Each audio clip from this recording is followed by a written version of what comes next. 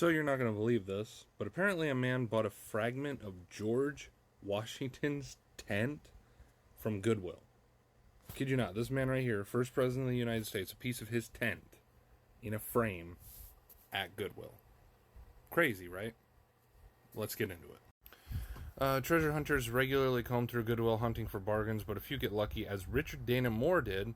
The history buff purchased a tent fragment on a thrift store online site that was part of one of the tents used by George Washington in the Revolutionary War.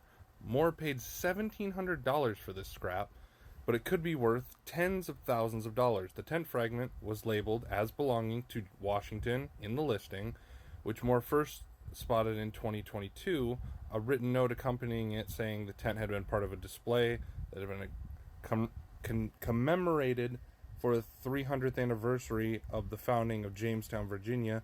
Moore was skeptical, aware of the high number of fakes on the market, but after a closer look, decided to make the gamble.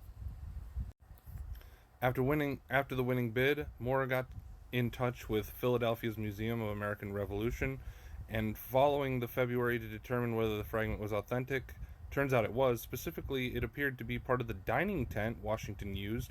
The rest of the tent is in the Smithsonian collection, but is not on display at the present.